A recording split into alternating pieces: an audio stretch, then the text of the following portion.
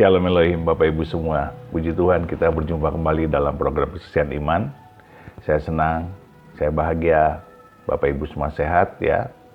Dan dalam perlindungan Tuhan yang sempurna. Dan saya berdoa Bapak Ibu semua sukses dalam segala bidang ya. Apakah di pelayanan, apakah di pekerjaan, ataupun yang masih sekolah. Haleluya, haleluya, haleluya. Hari ini puji Tuhan kita akan berjumpa dengan seorang ibu yang bernama Ibu Marni. Luar biasa sekali, ibu kita ini sangat sederhana, sangat polos, sangat tulus. Ya, beliau begitu murni hatinya sehingga mudah sekali untuk terkoneksi dengan Tuhan Yesus. Sejak kecil beliau memiliki hati yang begitu rindu untuk mengenal Yesus Kristus sebagai Tuhan dan Juru Selamatnya. Tetapi karena masih kecil, beliau tidak mengerti harus bagaimana. Dan dalam kesaksiannya beliau banyak sekali mengalami mujizat Tuhan. Salah satu yang terbesar yang bisa saya sampaikan kepada kita semua adalah tentang bagaimana beliau membuat mujizat memberi makan 75 orang dengan 150.000 rupiah. Itu luar biasa sekali saudara. Suatu bukti bahwa Tuhan mengasihi beliau. Nah, tidak berpanjang-panjang, mari kita saksikan kesaksiannya. Tuhan memberkati kita semua. Saya sangat bersyukur. Bertahun-tahun saya sendiri, tapi sekarang saya banyak teman, banyak berkat hari ini. Haleluya. Saya dari keluarga, saya 7 bersaudara. Kakak saya nomor 1 tinggal di Surabaya, kedua kakak saya ini transmigrasi, 2 jadi saya dengan ketiga adik saya ikut mama. Saya mulainya seperti itu, tapi karena kita terus pergi-pergi, kena banjir, Lamongan tidak karu-karuan, jadi kita itu hidup ya seperti itulah. Ayah saya seorang veteran tapi sudah meninggal dan saya juga nggak tahu bapak saya bagaimana. Jadi saya dengan 3 adik ikut ibu sampai ke Surabaya. Nah sampai di sana kakak saya yang nomor 1 itu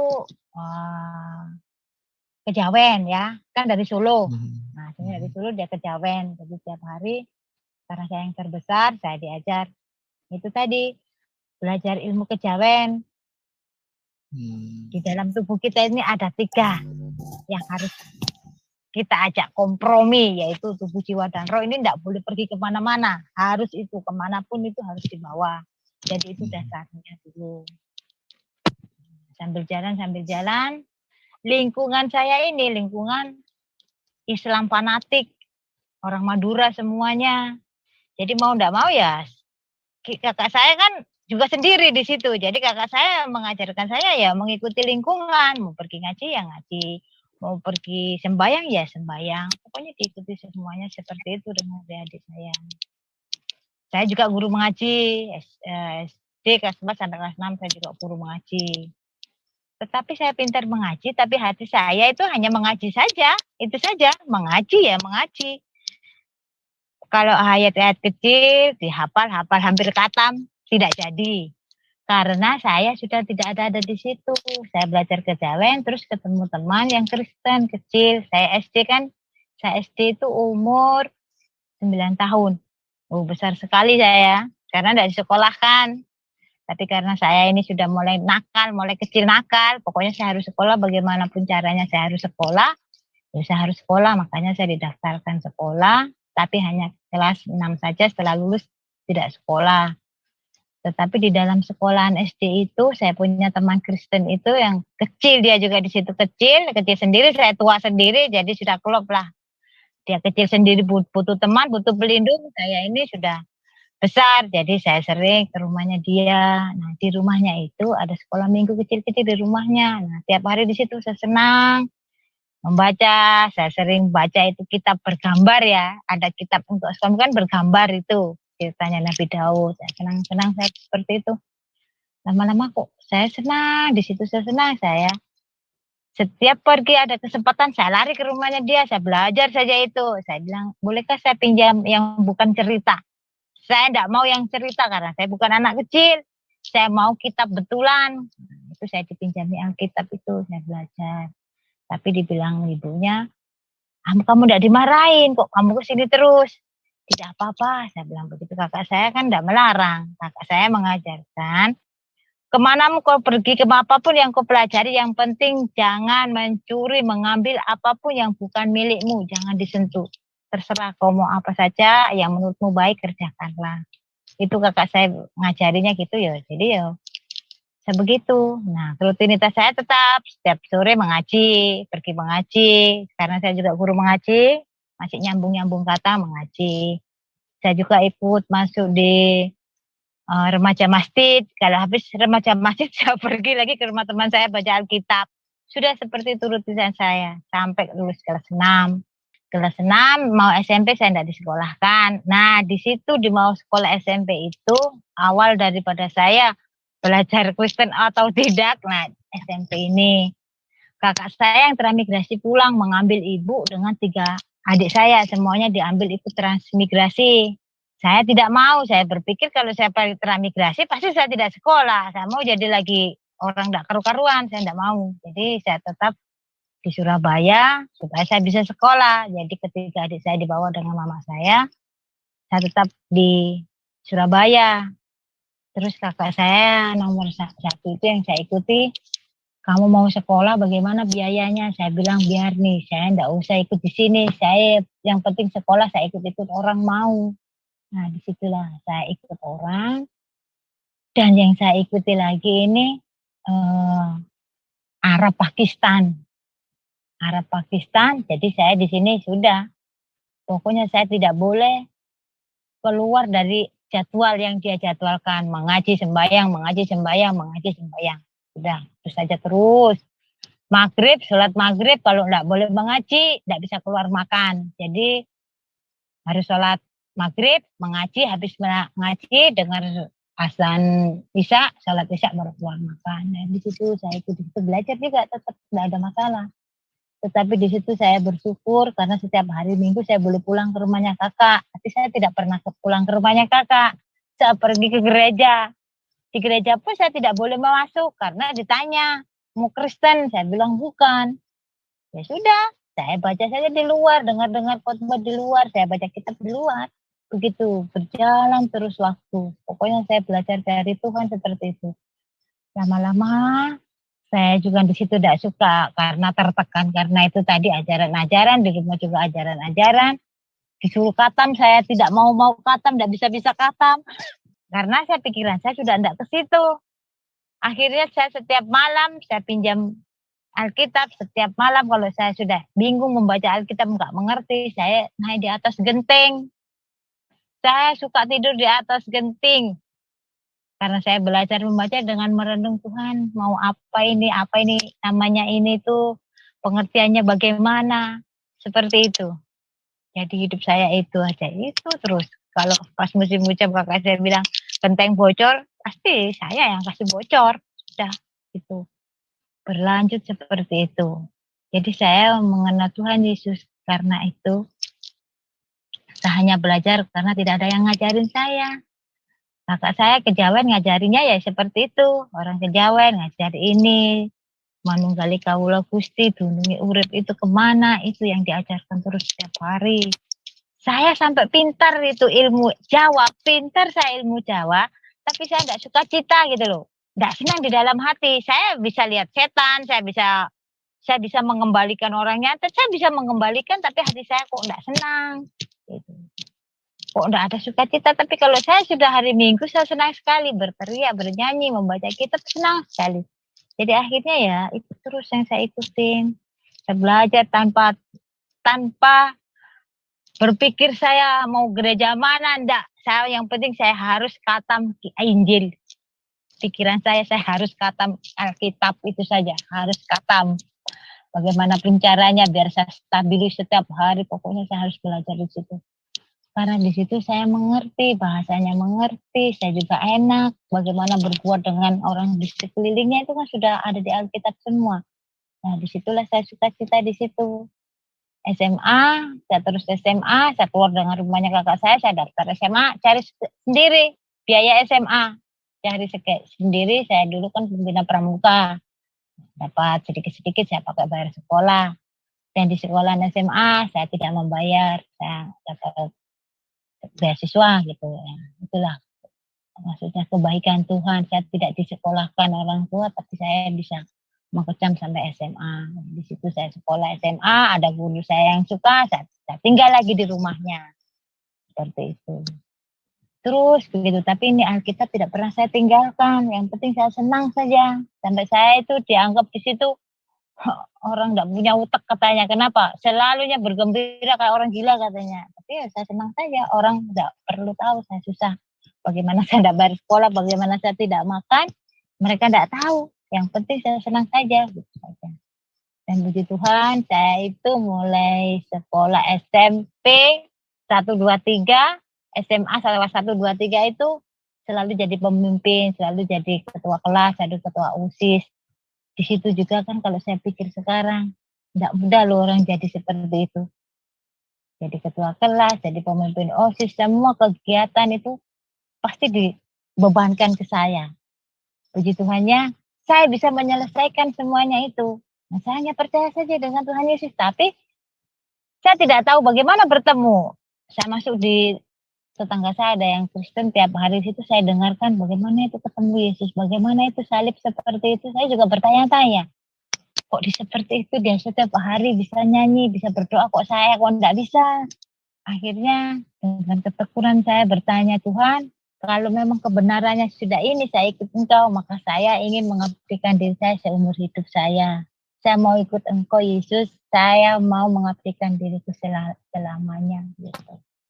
Dari situ sudah saya tekun belajar kitab. Jadi saya kalau dipikir saya sudah tidak menikah, itu saya putuskan SMA kelas 2. Setelah saya sudah tahu kitab di Alkitab itu sudah banyak menjanjikan kebaikan, semuanya ada di situ. Saya kenapa harus cari yang lain gitu loh. Jadi ya sudah kebenarannya sudah saya baca semuanya di situ ya. Saya tinggal belajar.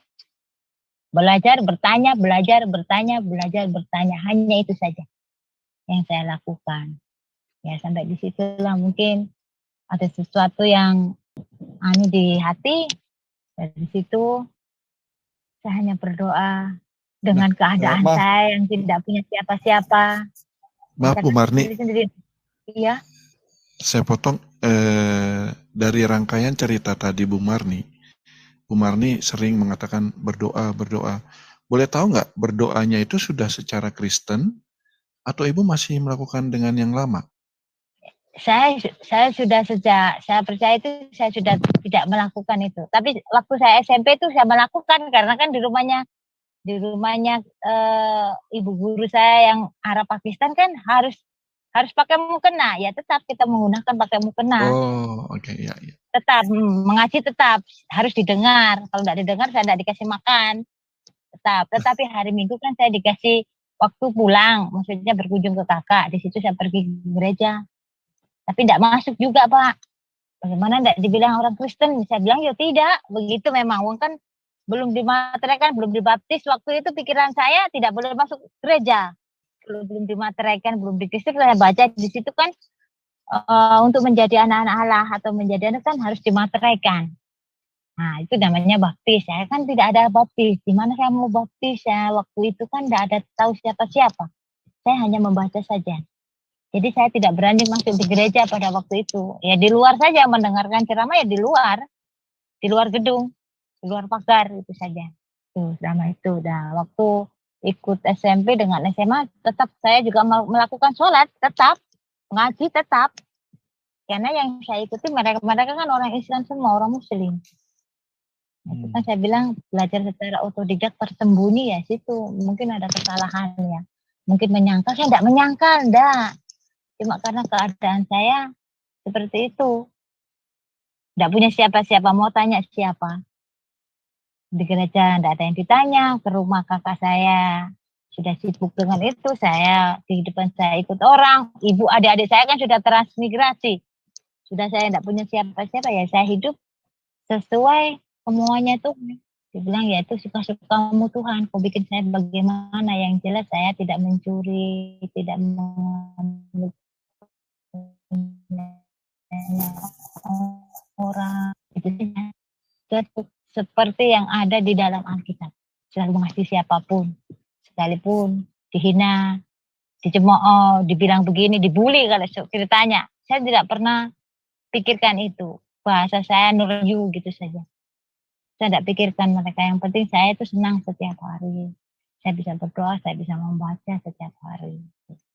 Dan sampai sekarang saya punya ini ya membaca sampai sekarang membaca itu kehidupan saya. Baik. Nah, Bu Marni saya boleh bertanya, kan Ibu tinggal sama tadi yang orang Pakistan itu ya.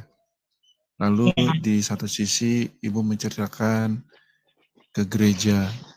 Nah, dalam waktu itu apakah ada misalnya pertanyaan dari orang yang memberikan rumahnya ke Ibu gitu, misalnya, Bu Marni kemana aja sih? Kok di waktu-waktu ini tiap minggu kamu nggak ada gini? Ada pertanyaan-pertanyaan seperti itu nggak terhadap Bu Marni? Tidak, karena kan dia cuma bilang, dia bilangnya gini, setiap hari Minggu kan saya di rumahnya, hari Minggu kan saya boleh pulang ke kakak, gitu loh ceritanya. Boleh libur di rumahnya. Kan saya ikut dia ya, namanya ikut sekolah bagaimana ya, ya sudah ikutlah. Ikut ya membantu segala semua. Kalau hari Minggu saya boleh pulang nengok kakak di rumah gitu loh. Setiap hari Minggu. Nah, diambil kesempatannya di situ. Ya, di situ. Saya ambil kesempatan di situ. Nah, bagaimana dengan keluarga Bu Marni? Kadang-kadang ya saya nggak sampai keluarga saya dengan kakak saya yang tahu, kakak saya yang laki-laki tahu.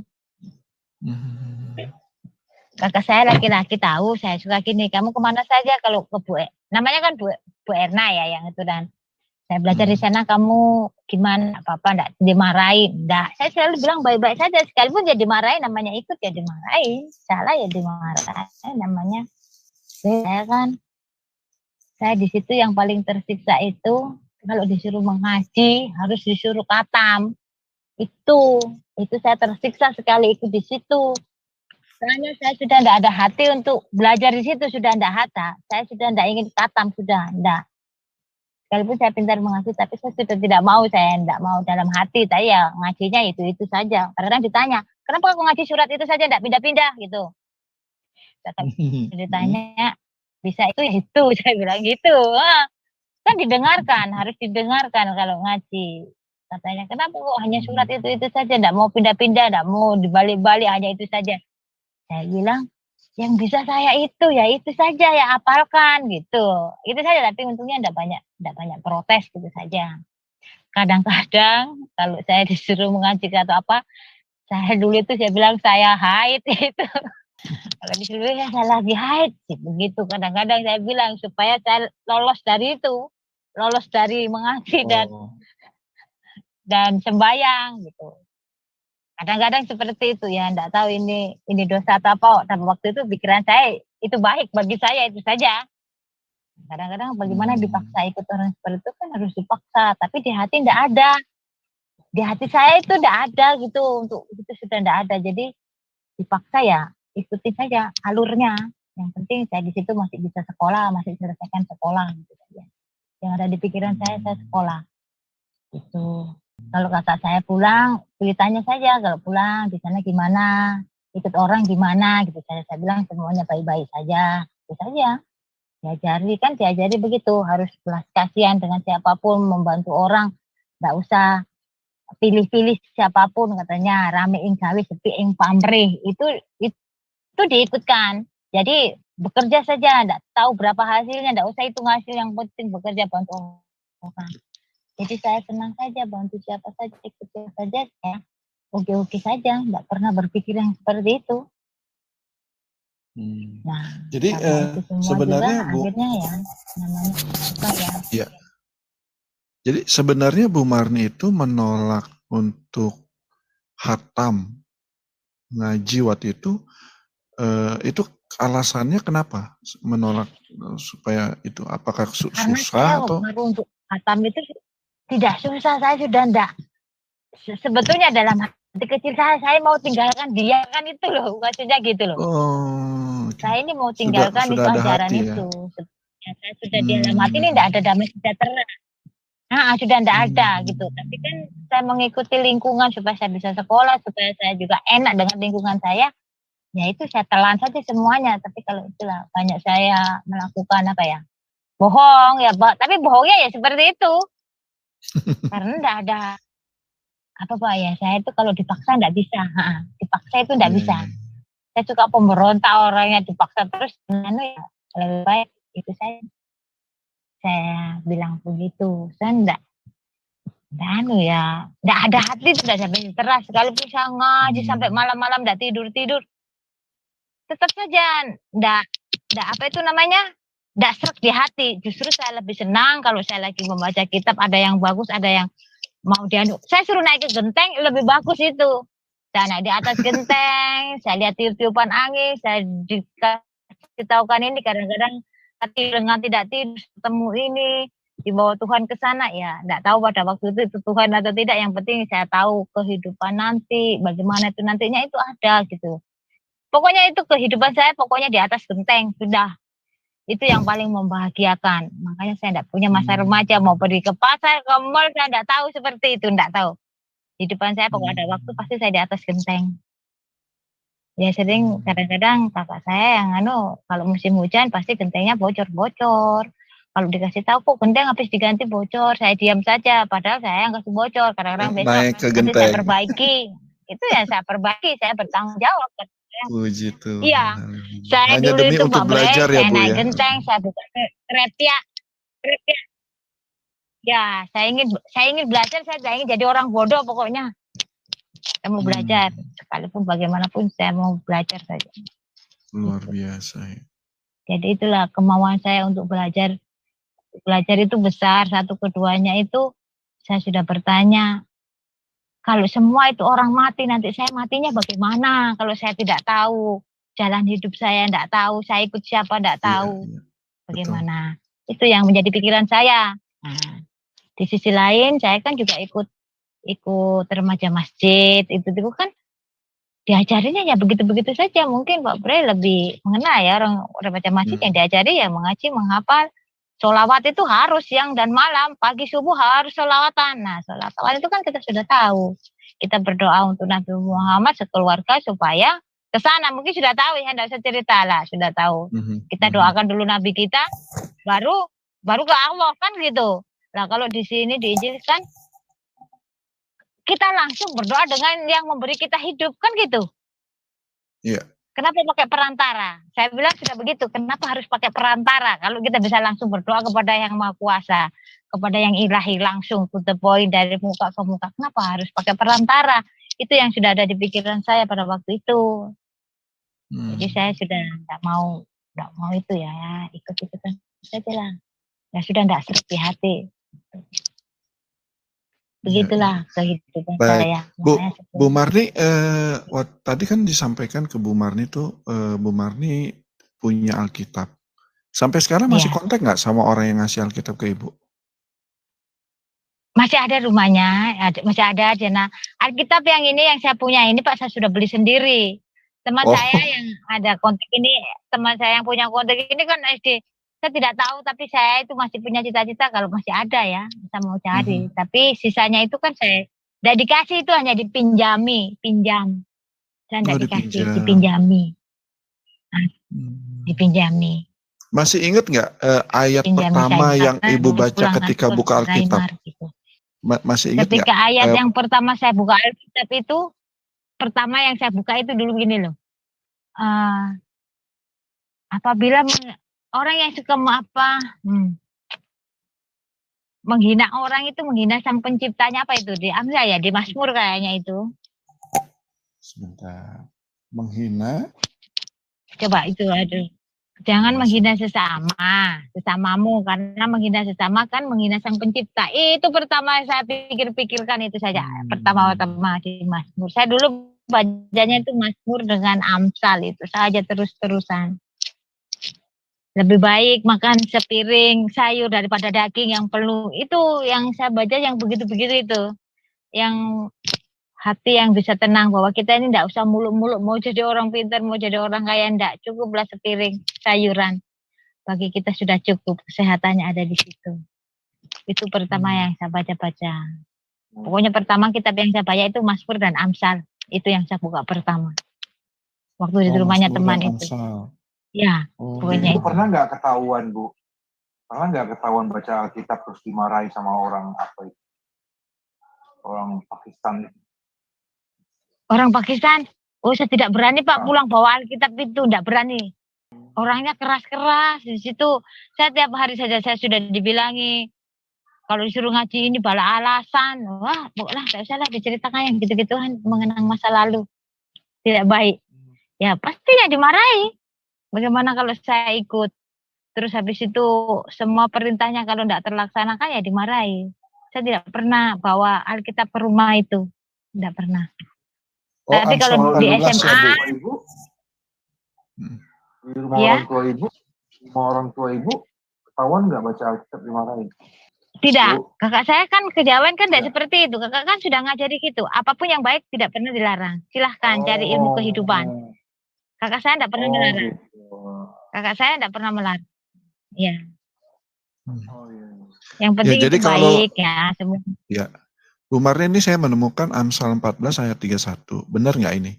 Siapa menindas Ya. orang yang lemah, menghina penciptanya. Tetapi siapa menaruh belas kasihan kepada orang miskin, memuliakan dia. Itu bukan? Ya, ya itu dulu. Itu saja dulu. yang saya Itu dulu. pertama kali. Makanya saya tidak Luar biasa ya. saya ingat. Ya. Saya yakin ini Tuhan yang menggerakkan ibu untuk membaca ayat ini. Ya, adem sekali di hati. Bagaimana kalau kita mau hidup dengan sesama, kalau kita mau gitu gontok-gontokan dan segala macam dah. Saya mau baik dengan siapa saja. Itu saja karena saya bisa menumpahkan kepala saya kepada siapa saja yang saya temui. Kalau saya baik, tapi kalau saya jahat, congkak dan segala macam, ya saya tidak bisa bernaung ya. Itu yang saya temukan. Oh, luar biasa. Jadi saya adem saja itu. Ternyata ada ajaran baik gitu. Lalu singkat cerita nih kita Ada melangkah lebih lagi ya. Tadi kan cerita mengenai ibu masa sekolah ya, dari SD, SMP, lalu SMA. Ya. Ibu giat belajar, begitu juga ibu juga dipercaya untuk jadi pemimpin, leader ya, jadi ketua kelas. Luar biasa ya. Karena mungkin ibu dilihat sosok yang tegas itu ya. Lalu di dalam perjalanan ibu selama itu, ibu belajar Alkitab. Nah, ibu belajar Alkitab ini ada nggak teman diskusi ibu saat itu? Apakah ibu belajar sendiri, baca sendiri gitu? Iya, baca sendiri, enggak ada diskusi siapa saja, baca sendiri, ditelan-telan sendiri, pokoknya sendiri, enggak ada yang petunjuk. Siapa teman petunjuk, enggak ada saya. Enggak berani juga mau dengan siapa, mau bertanya dengan siapa juga. Teman Kristen enggak ada lah, teman saya anak kecil tadi itu kan dia juga masih anak-anak. Dia kan dengan ibunya, enggak bisa juga bergaul dengan saya ke sana kemari. Jadi itu saja, sendiri saja, enggak ada yang tidak ada yang tuntun saya, tidak ada yang mau bertanya ini artinya apa, tidak ada. Wah, luar biasa ya. Saya baca saja, pokoknya saya baca saja sudah. Ya. Berarti pengertian yang ibu tanamkan di pikiran dan hati ibu itu, saya yakin betul itu karya Roh Kudus ya Bu ya. Karena ibu membaca sendiri gitu. Dan ibu bisa sendiri karena bertanya. Bisa paham gitu ya, luar biasa. Jadi, begitu ibu lulus SMA, ceritanya gimana Bu? Nah, habis lulus SMA, kan sudah selesai ini enggak sekolah. Saya bilang kakak saya sudah selesai sekolah, saya kerja. Waktu itu kan, ini ya, saya kenalkan nama saya dulu Markama, nama saya Markama. Nah, saya kerja, lulus sekolah saya kerja di sumber elektronik. Nah, saya merangkai tip mobil. Nah, merangkai tip mobil itu di situ di antara 10 orang yang diterima hanya 3 orang termasuk saya. Tesnya juga unik juga di situ. Saya juga tidak tahu loh dengan jawaban saya waktu saya dites di situ. Hanya bilang begini, ada 2 kertas lembaran, satu berisi soal, satu nanti isinya hasil yang ada. Tanpa mengotori kertas lembaran, begitu perintahnya. Tetapi saya mengisi, ya tidak kotor, sudah selesai, saya isi saja. Nah, begitu saja. Saya hanya bilang, berdoa saya begini, ya Tuhan, saya hidup sendiri tidak punya siapa tempatku bergantung. Kalau ini tempatku baik, maka lancarkanlah semuanya tes ini agar semuanya menjadi benar dan saya diterima di sini. Hanya itu dulu. Itu saya berdoa waktu tes. Ternyata puji Tuhan, di antara 10 saya 3 diterima. Keduanya itu diseleksi, saya disendirikan di tempat sendiri di kantor. Baru saya dipanggil, ditanya nama narkama, benar. Ini tesmu, betul semuanya. Tetapi kenapa ini kertasmu kosong? Dari mana kau mencongak? Dari mana kau mengasih ini? Saya bilang gini saja. Jadi di pikiran saya Pak, di otak saya, Bapak tadi bilang kan tidak boleh kotor. Saya bilang begitu. Dia ketawa. Jadi ya semuanya saya simpan di otak, semuanya. Saya bilang begitu. Jadi kan Bapak bilang tidak boleh kotor. Tapi ini betul semua loh. Berarti ya saya bilang dalam hati Tuhan terima kasih itu saja. Tapi saya senyum saja. Itu 3 orang pengetesnya dia bingung. Ini anak jawabannya cuma begitu tapi kok betul. Dibilang disimpan di mana nih caramu mencongak ini tadi katanya. Saya simpan di otak begitu saja. Saya simpan di otak saya. Dia ketawa. Habis itu ya Kak. Masanya katanya training 3 bulan. Tetapi saya hanya 1 minggu di situ training, saya langsung diangkat jadi staf QC in proses. Saya kerja di sumber elektronik itu 1 minggu, langsung saya sudah jadi staf QC. Di situ lagi banyak sekali iri dan dengki ya. Sudahlah, di situ saya tahu. Yang kerja di situ 7 tahun, 5 tahun masih jadi pegawai, saya hanya 1 minggu sudah jadi staf. Jadi kan ya sudahlah, begitulah pekerjaan Pak. Saya bersyukur dengan Tuhan, tetap saya bersyukur karena Pak, Tuhan tidak pernah mempersulit kehidupan saya. Sekalipun saya tanpa saudara, ibu saya jauh, adik-adik saya jauh, kakak saya juga jauh, Tuhan tidak pernah mempersulit kehidupan saya. Saya kerja apa saja saya diterima. Itu. Nah, dari uang itu, saya kirim ke adik saya yang 3 itu, yang di transmigrasi katanya di sini tidak sekolah, tidak ada yang sekolah ketiga-tiganya. Aduh Tuhan, saya menangis saja. Jadi semua gaji saya masuk ke sini.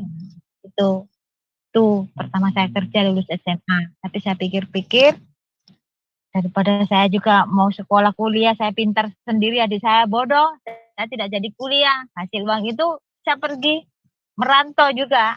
Akhirnya saya tinggalkan kota Surabaya. Saya merantau. Begitu Pak. Tapi tetap saya tidak pernah lepaskan ini kebenaran saya bahwa saya sudah benar memilih bahwa Tuhan Yesus adalah Sang Juru Selamat di dalam hati. Karena dibilang roh yang ada di dalam tubuh saya ini kan rohnya juga dia, bagian kecil dari roh Tuhan. Jadi apapun yang saya derita, pasti Tuhan juga merasakan apa yang saya derita. Begitu saya cara hidup. Tidak pusing mikirkan apa-apa enggak. Itu saya hidup. Di dalam hatiku ada Tuhan. Sudah, itu saja. Jadi saya merantau dari situ, tahun 2000 itu saya sudah tinggalkan Surabaya. Saya merantau. Ke Palembang, ke Ambon, kemana-mana lah. Jadi sampai pekerjaan itu Ibu tekuni sampai saat ini atau sekarang Ibu sudah nggak kerja lagi atau gimana? Pekerjaan itu saya tekuni, saya kan 3 tahun di setengah di situ, di pekerjaan situ. Setelah itu saya sudah tinggalkan. Saya tinggalkan, saya pergi cari orang tua saya dengan adik-adik saya. Dapat pesangon sebelum Natal dapat pesangon, saya pakai uang itu pergi cari ibu dengan adik-adik saya. Saya tinggalkan Surabaya. Nah, saya tinggalkan kota Surabaya ini, saya merantau ini di Sulawesi. Saya nomor 1 cari gereja. Saya ingin dibaptis, saya ini dimenaterekan. Itu tujuan saya pergi. Ya. Kalau bisa jangan sebutin lokasi yang sekarang ya. Oh ya. Jadi Sabang sampai Merauke ya Pak, ya saya pernah ke Palembang, Ambon, ya sudah. Oh ya, saya pokoknya merantau kemana-mana. Tuhan mengizinkan saya pergi, di situ ada saja. Nah tadi Ibu sampaikan, Bu Marni sampaikan mencari adik, keluarga Ibu gitu. Ketemu ya Bu ya? Iya, ketemu kan ada alamatnya ketemu. Ketemunya itu ya sudah ada yang jemput di pelabuhan ya, sudah ada yang jemput. Kalau saya mau datang gitu. Lalu setelah ketemu, Ibu declare nggak ke mereka? Maksudnya Ibu expose nggak bahwa aku sekarang sudah pengikut Yesus? Gitu, belum ada yang tahu, belum. Setelah saya tahu keluarga saya, kan saya tinggal untuk ketemu keluarga saya itu 1 minggu saya juga terkatung-katung cari tempat tinggal. Nggak tahu kan jauh sekali tempat saya ini dengan cari orang tua kan jauh. Saya 1 minggu itu tolong juga orang di sini, orang Chinese juga ditolong dikasih tempat tidur. Pokoknya tidur lah di situ numpang. sampai ketemu saudara saya numpang di situ 1 minggu, terus saya ketemu itu, baru saya pergi ke rumahnya ibu dengan adik-adik saya bertemu di sana. Nah, habis bertemu, saya lihat namanya daerah transmigrasi itu, menyedihkan, menghancurkan hati. Ya, saya di situ. Iya, menyedihkan sekali. Jauh sekali, mau sekolahnya adik harus 1 malam baru sampai ke sekolahan. Makanya tidak ada yang sekolah. Jadi saya bilang, kenapa itu harus berjalan sejauh itu untuk sampai ke sekolahan 1 malam. Jadi itu kalau mau sekolah harus nginep di rumahnya orang, tidak bisa dia pulang balik. Akhirnya saya punya uang, saya belikan buku semua paket, saya kirim saja. Pokoknya apa gurumu punya, katanya namanya di transmigrasi, mana ada guru punya buku, titip saja anak. Itu saja, dia kirim ke saya beli 1 kelas 3, pokoknya kau tidak usah sekolah.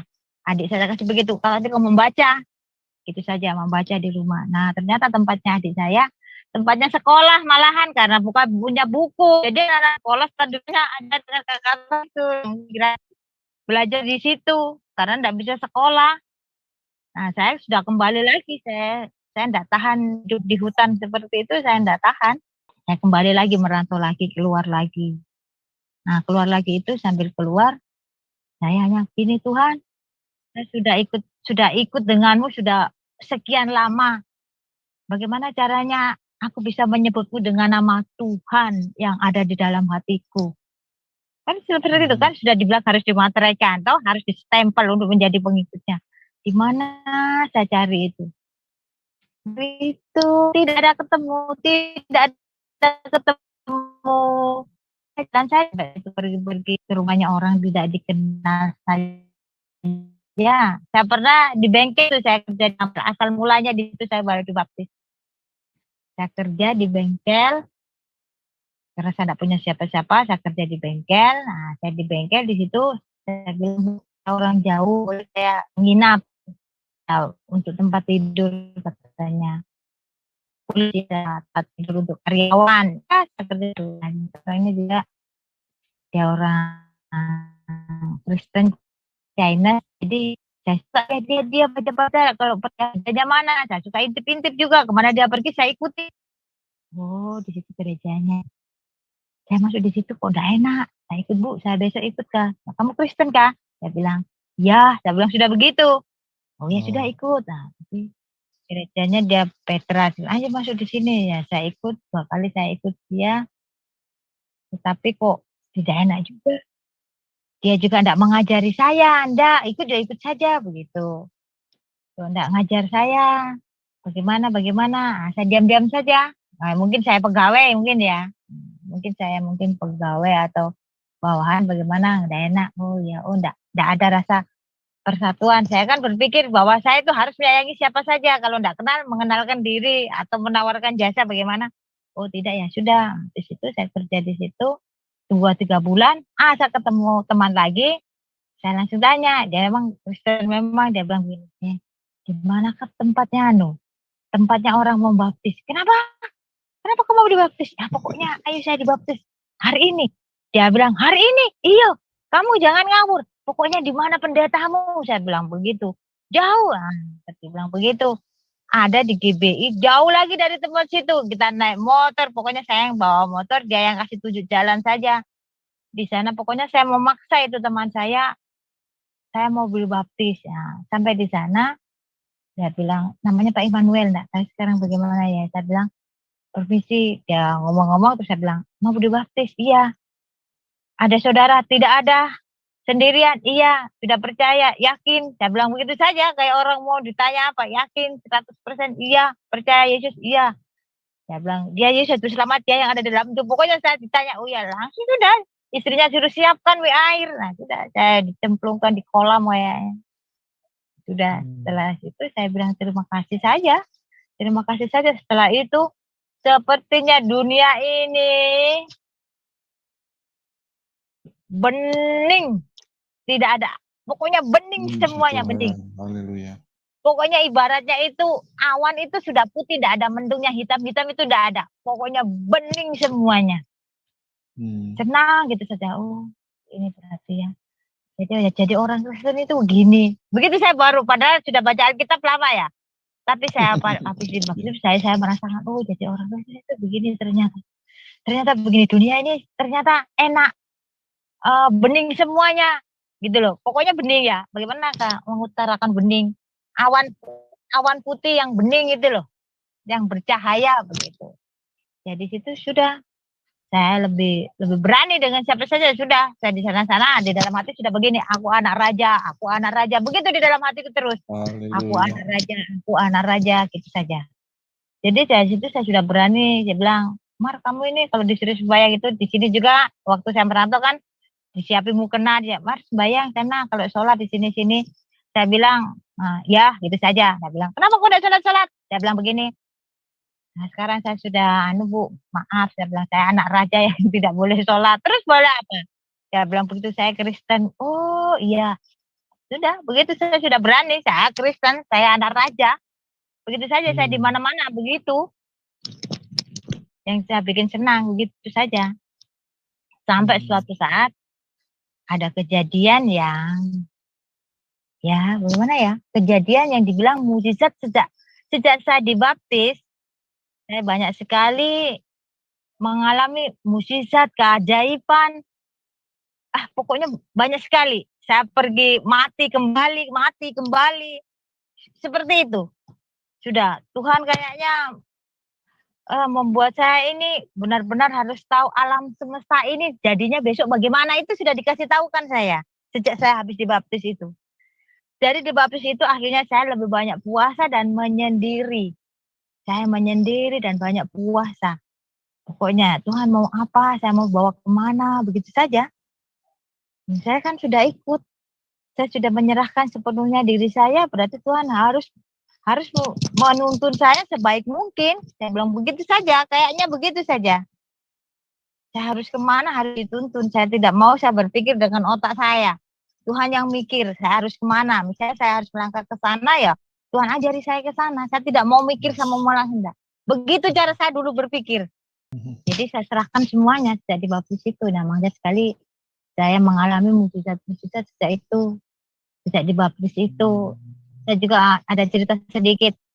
Uang 150 saya bisa kasih makan 75 orang. Nah, lucu ya.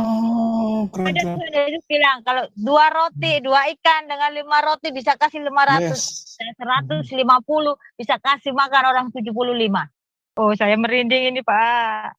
Luar biasa. Langsung Tuhan Yesus berkarya ya, Bu ya? Iya, langsung berkarya sejak saya dibaptis. Pokoknya banyak sekali saya menemukan. Saya juga bergaul di tempat saya ini kan saya ikut orang haji. Yang tempat saya merantau itu, yang saya ikutin pasti ibu haji. Tidak ada orang yang saya ikuti sama-sama Kristen, sama-sama enggak ada. Pasti orang-orang dari orang-orang Muslim yang taat-taat begitu yang saya ikuti.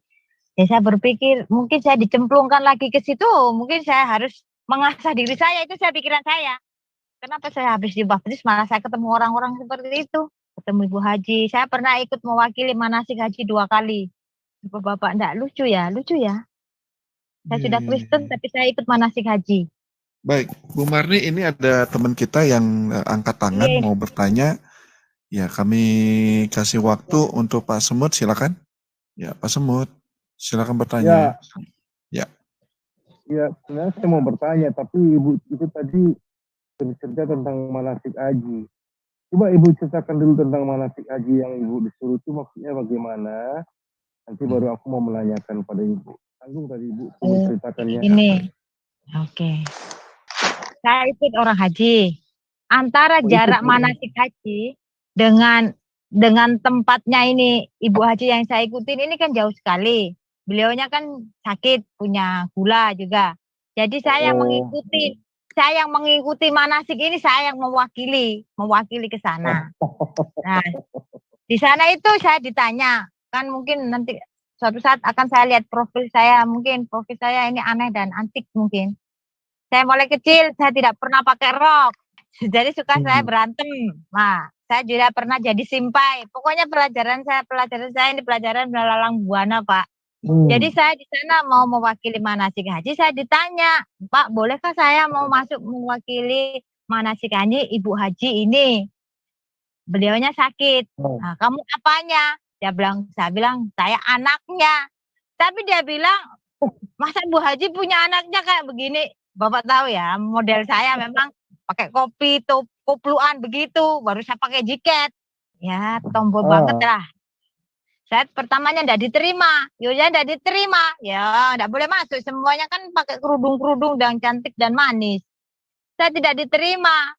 Tetapi saya dikasih kursi untuk duduk di luar pintu. Ya sudah, saya dengarkan saja apa-apa yang dipakai. Itu sampai sekitar 1 bulan, kan 3 bulanan, 1 bulan ya. Pokoknya saya masuk. Sudah. Jadi setelah saya ikut semuanya ya, begitu-begitu yang mungkin bapak-bapak yang sudah pernah haji mungkin ikut manasik lebih paham mungkin daripada saya. Nah, semua yang saya dapat ini menurut pikiran saya sendiri saya kasih tahu, kan ini ibu yang mau manasik haji. Nanti di sana tawaf itu begini, ini begini, ini begini. Saya bilang begitu, enggak usah dihafal pakai bahasa Indonesia. Saya bilang begitu. Saya tidak mau kan dikasih kertas lembaran untuk menghafal itu lah baik ini pokoknya disuruh menghafal lah itu. Saya bilang dengan ibu ini jangan menggunakan bahasa yang tidak mengerti. Saya bilang begitu dengan ibu ini yang mau naik haji. Bahasanya kan Tuhan itu mengerti semua bahasa dia mengerti. Jadi ibu nanti bahasa Indonesia saja. Tawaf itu artinya ini, berarti doanya ini bahasa Indonesia. Saya bilang begitu. Mau lempar jumroh, maksudnya ini bahasa Indonesia, tidak usah bahasa Arab. Saya begitu. Jadi semuanya tak suruh bahasa Indonesia, tidak usah bahasa yang dikasih lembaran.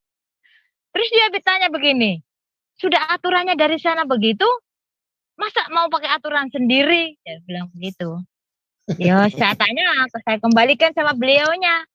Ibu di sana mau haji, mau cari keselamatan apa mau cari hafalan? Kalau hafalan ya silakan ini dihafalkan sampai botak. Saya bilang begitu saja, saya kasar juga orangnya. Hafalkan saja sampai botak. Saya bilang begitu. Kalau enggak mau ya sudah. Kalau saya begitu. Karena saya ikut manasik haji kan saya sudah tidak mau lagi itu menghafal membaca itu. Saya sudah tidak mau. Jadi saya kasih ini kertas-kertasnya semuanya ini saya begitu.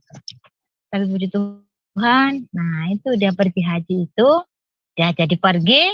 Nah ini yang saya sambung lagi dengan tadi itu saya dapat mujizat tadi yang uang 150 makan 75 orang. Ya di situ itu.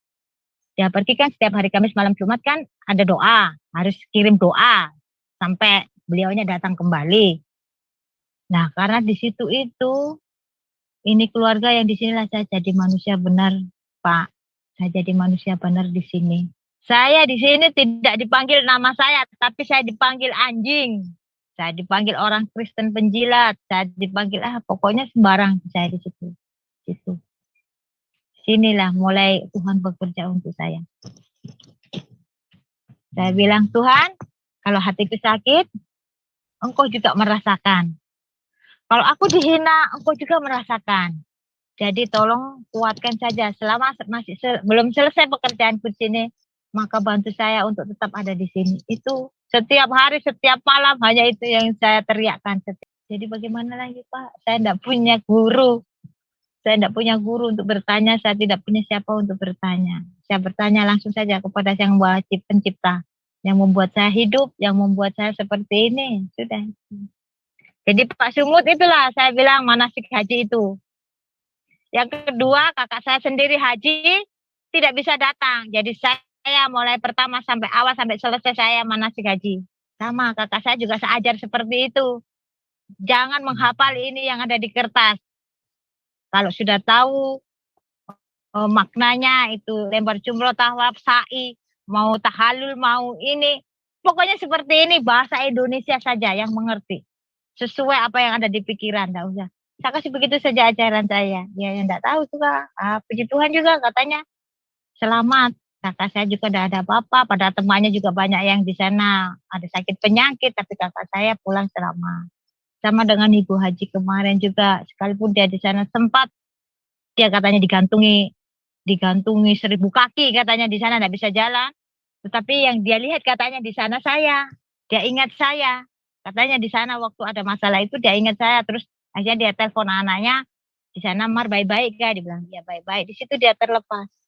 Itu. Nah ini ceritanya Ibu Haji sendiri waktu dia dapat ujian di sana. Di situ dari semuanya itu sekarang puji Tuhan ke-8 anaknya Ibu Haji itu sudah memanggil saya dengan hormat Mbak Mar. Itu mukjizat bagi saya. Jadi itulah perjalanan saya. Ikut Tuhan Yesus, banyak sekali kendala, tetapi kita harus bisa membuka hati. Iya. Harus Ibu, membuka saya mau hati. menanya boleh ya? Ya. Ibu, saya mau bertanya sekarang ya. Ibu bisa lihat di layar ini ya, Bu ya? Ibu lihat di layar nggak? Iya. Itu kisah tentang Iya, tiga lihat, Allah. Pak. Ya, kita baca ya. Ya, apabila umat lanjut. Apabila umat jatuh ke dalam perbuatan yang salah atau jahat, maka ayahnya segera datang.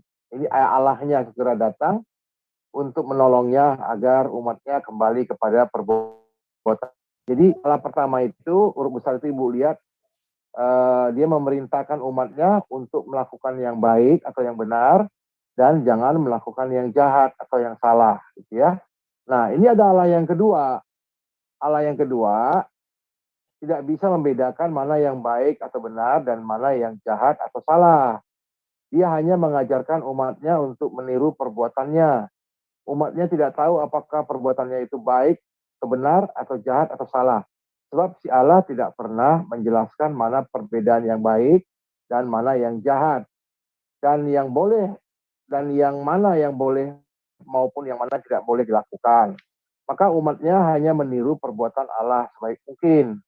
Entah itu baik atau entah itu jahat. Umatnya nggak tahu membedakan.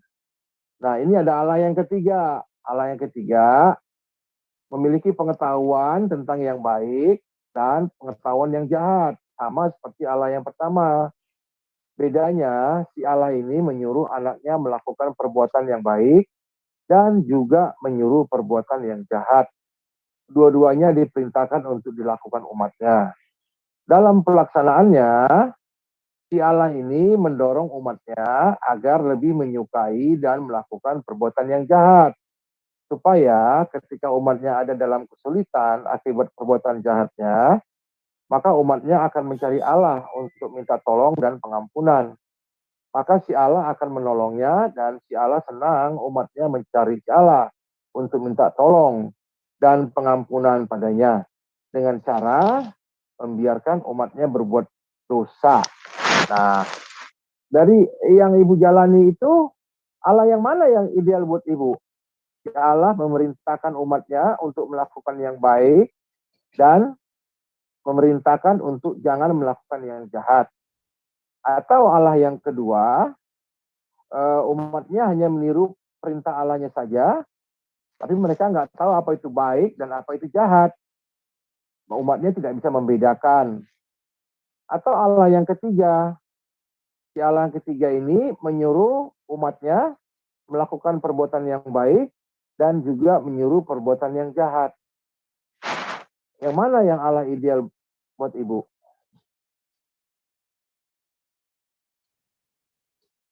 Kalau hanya jawaban saja Pak, tanpa dikasih alasan ya, nanti waktunya mungkin saya ambil ayat yang pertama. Kasih alasan.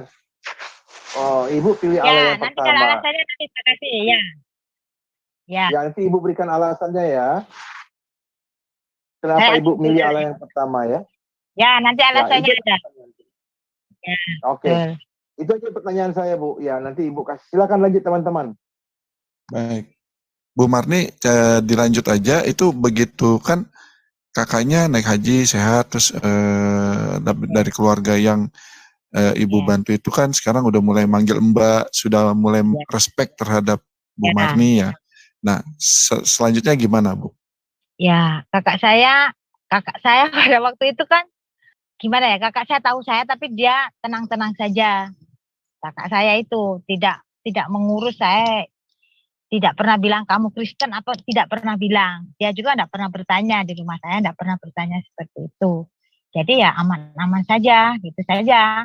Nah kalau dari haji ini yang saya ikuti juga, Dia pernah lihat saya setiap hari Minggu pergi ke gereja.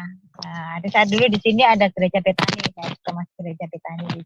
Di situ masuk gereja Betani, dia bilang begini. Saya tanya dengan ibu ini, kenapa ini anak-anaknya tidak ada punya sopan santun, apa enggak sekolah? Dia bilang, semuanya sekolah, sarjana semuanya. Ke-8 anaknya lagi semua itu, anak tirinya itu sekolah semua, sarjana semua. Ada yang jadi desa, pokoknya segala-segala. Tapi tidak pernah punya sopan, kenapa panggil saya seperti itu? Itu satu yang saya tanyakan dengan Ibu Haji itu. Keduanya, kalau beliaunya masih ingin saya bantu di tempat itu, tolong itu anak-anaknya diajar baik. Kalau tidak, saya akan keluar dari tempat ini. Sudah selesai, saya tinggal di situ. Saya bilang begitu sama ibu itu. Tapi dengan kejadian-kejadian yang seperti itu, dia bilang, untuk sementara kamu tidak usah pergi di gereja. Dia bilang begitu. Tidak usah ibadah, tidak usah pergi di gereja. Nah, terus sudah saja atau kamu mengaji, saya bilang begitu. Ya sudah, kalau masalah mengaji, tidak masalah, saya masih bisa. Saya bilang begitu. Jadi sementara ya di rumah-rumah saja. Kalau saya mau pergi ibadah itu yang cari saya doa malam atau doa yang subuh pagi. Saya tetap mengajari seperti itu. Saya ingin bertoleransi juga dengan mereka. Jadi saat hari Minggu tidak pernah beribadah. Saya hanya cari ibadah malam. Kalau ibadah malam, kalau enggak saya ibadah yang subuh-subuh itu lari-lari. Sebelum saya lari saya berdoa dulu padahal gitu. Untuk supaya mereka dengan keluarganya bisa damai, bisa tenang dengan saya, enggak temat. Soalnya gini, itu yang dihujat saya tidak masalah, tetapi semakin menghujat semakin besar loh. Karena tidak ada damai sejahtera. Setelah dia lihat saya, marah. Setiap lihat saya, dia tendang dos. Setiap lihat saya, dia buang apa-apa. Itu kan tidak nyaman dilihat. Jadi saya ingin supaya mereka berhenti dengan dirinya. Itu. Jadi saya tidak pergi ibadah. Saya tinggal di rumah, bekerja-kerja saja. Supaya dia tidak melakukan dosa sendiri. Lama-lama di Tuhan. Lakukan saja apa bagian saya. Bagian yang lain adalah yang selesaikan. Begitu saya cara berpikir Panjil, supaya saya juga tidak bingung. Saya juga tidak setengah mati mikir dunia ini. Bagaimana orang jahat semua, kalau saya bilang begitu. Orang ini loh jahat semua, tidak ada yang baik. Saya juga masuk gereja saja pertama juga saya tidak dilihat orang. Saya kayak setan, celuman-celumun selamat katanya orang Jawa. Celuman-celumun selamat, datang berapa sudah, tidak ada motor, tidak ada. Katanya orang Jawa gitu ya, celuman-celumun selamat. Begitu. Itulah yang saya lakukan selama kehidupan. Dan saya pernah bertemu, saya cerita ini, saya bertemu Yesus. Pas saya habis selesai puasa 40 hari, ya sudah dalam keadaan sudah gonjang-ganjing, dihina orang sana sini. Saya bertanya dengan Tuhan, saya bilang, Tuhan, apakah perkara yang dicari di bumi ini, di dunia ini, apa sebetulnya? Kalau saya kan bilang, kalau orang Jawa kan bilang 5. Ada 5 perkara di dunia ini yang harus dipecahkan. Itu di ajaran saya dulu, seperti itu. Tetapi dalam keadaan itu antara saya tidur dengan tidak, Alkitab masih ada di dada saya. Nah itulah muncul, itulah saya melihat penampakan Tuhan Yesus. Tapi saya tidak lihat juga wajahnya, hanya dilihat saja itu tadi, putih-putih saja bercahaya. Tetapi saya lihat tangan, kedua tangan. Nah kedua tangan muncul, saya bilang begini, saya tetap mendekat, saya bilang Tuhan, apakah 5 perkara yang harus saya selesaikan di dunia ini? Itu pertanyaan saya. Tetapi Yesus di situ, cahaya itu, saya tidak bisa ngerti itu, cahaya itu bilang dengan 5 jarinya itu, 1 ibu jarinya dia lipat, satu ibu jarinya, kan 5 ya, 1 ibu jarinya itu dia lipat, dia bilang nih yang 1 ini sudah ada di dalam tubuhmu. Tinggal 4 perkara ini dia yang ada di bumi yang harus diselesaikan semua umat manusia. Nah itu, sudah itu. Setelahnya itu, sudah cahaya itu pecah, hilang semua, jadi keemasan, hilang. Setelah itu saya bangun, saya masih duduk, Alkitab masih ada di dada saya. Itu yang saya pertama dari situ. Nah itu banyak cerita saya loh Pak Angel, banyak, ini panjang. Saya mati dikembalikan 3 kali kayaknya. Sudah pakai baju putih, sudah saya melewati 3 pos. 3 pos, 3 tempat maksudnya ke sana. Kamu ke sana, namamu udah ada di sini, namamu di sana. Setelah nama terakhir, namamu udah ada di sini. Berarti kamu pulang belum waktunya. Itu dikembalikan. Makanya saya bilang kayaknya orang mati seperti itu. Kalau belum waktunya balik terus. Sama dengan kita Pak, berbuat. Kalau kita belum benar berbuat, maka disuruh Tuhan berbuat sampai benar. Salah yo, enggak apa-apa, salah ulangi lagi sampai benar. Begitu saya berpikir. Ini berpikir otak saya sendiri ya. Nanti kalau ada salah mau dikoreksi. Itu cara berpikir otak saya seperti itu. Kenapa saya dikembalikan terus? Saya pengen mati dikembalikan terus. Seperti itu. Untuk belajar benar memang tidak mudah. Sulit ya itu. Mau mati aja dikembalikan. Sementara orang banyak yang bilang mau mati itu enak. Katanya sudah tidak ngurusi dunia. Mau mati sudah tidak ngurus siapa bilang juga yang mati kan jasad kita yang dipendem, yang dikubur. Roh kita kan masih bertanggung jawab dengan semua perbuatan kita. Jadi seperti itu. Jadi saya selalu berbicara dengan otak saya sendiri. Kenapa harus dikembalikan terus. Ternyata kita masih belum benar. Perbuatan kita belum benar. Masih ada yang salah, perlu dikoreksi setiap hari. Itulah saya bilang belajar. Ya itu Pak, belajar tidak ada berhentinya sampai mata itu tidak ada berhenti. Ya, betul. Tidak ada orang pintar. Kalau saya bilang, tidak ada orang pintar di dunia ini. Iya. Ya. Nah, Bu Marni, sebelum Ibu membicarakan yang terakhir ini nih, saya sebenarnya, jadi gini, setiap pada kesaksian murtadin selalu saya menghadiahkan satu ayat. Atau paling enggak, ada yang diberikan kepada murtadin tersebut. Termasuk Ibu. Jadi sebelum Ibu bicara yang akhir ini, saya sebenarnya udah menyediakan ayat buat Ibu. Sebagai hadiah dari saya setiap saya di acara ini. Nah, itu ada Ibrani 10 ayat 32, 35 dan 36. Saya bacakan ya, Bu ya. Ingatlah akan masa yang lalu. Ya. Sesudah kamu menerima terang, kamu banyak menderita oleh karena kamu bertahan dalam perjuangan yang berat. Nah, ayat ke-35-nya saya lanjut. Amin. Sebab itu janganlah kamu melepaskan kepercayaanmu, karena besar upah yang menantinya.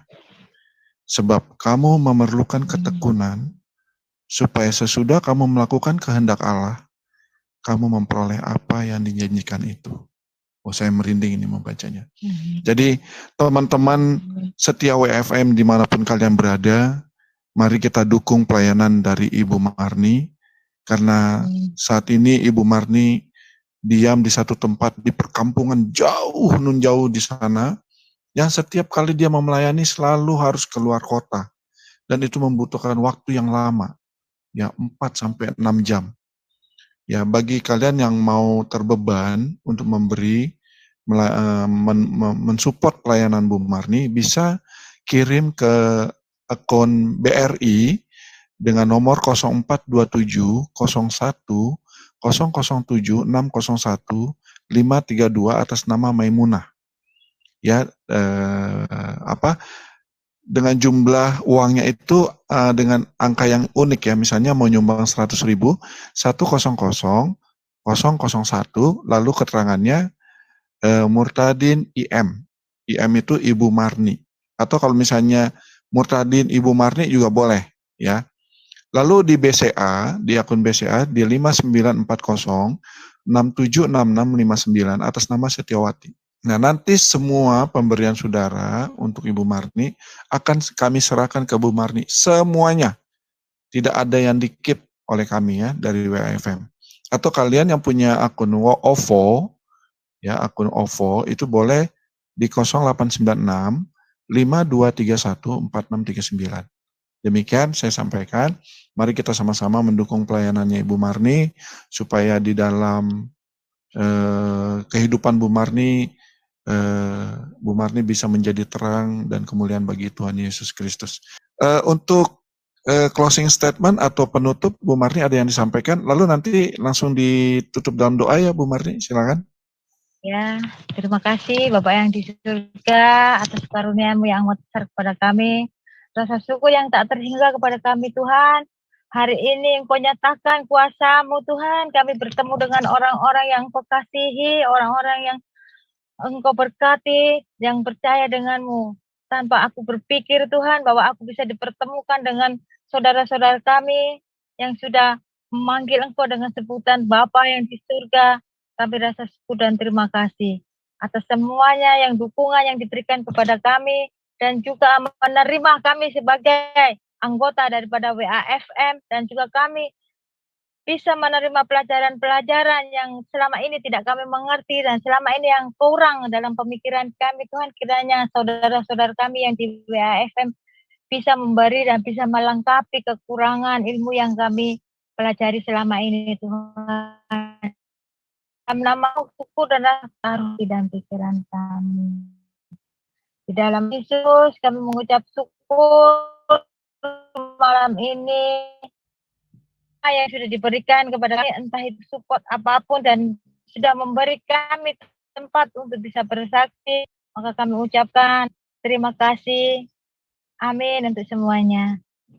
Haleluya. Amin. Puji Tuhan, puji Tuhan, puji Tuhan, kesaksian yang luar biasa, begitu polos, murni, dan tulusnya Ibu Marni, sehingga beliau tidak tergoncangkan, tidak tergoyahkan, walaupun dipaksa untuk menjadi Muslim kembali, tetapi beliau tetap kekeh dengan imannya, dan kita tahu bahwa mujizat yang beliau alami, bahkan pernah mati suri, dibangkitkan Tuhan kembali, itu dialami oleh beliau. Dan inilah bukti betapa Tuhan itu sungguh mengasihi umatnya yang berseru kepadanya dan yang mengasihinya dengan sungguh-sungguh. Bapak Ibu semua, mari kita terus bersaksi, mengasihi jiwa-jiwa yang terhilang dan berdoa buat mereka supaya lawatan Tuhan, kasih Tuhan Yesus Kristus menjamah mereka semua. Dan kita tidak pernah putus asa untuk terus melayani Tuhan, untuk terus bekerja di ladang Tuhan, untuk terus giat menjelang hari Tuhan datang kembali. Mari Bapak Ibu semua, teruslah percaya, teruslah setia. Tuhan memberkati kita semua, di dalam nama Bapa dan Anak dan Roh Kudus, di dalam nama Tuhan Yesus Kristus. Haleluya, haleluya, haleluya. Amin, amin, amin, amin, amin.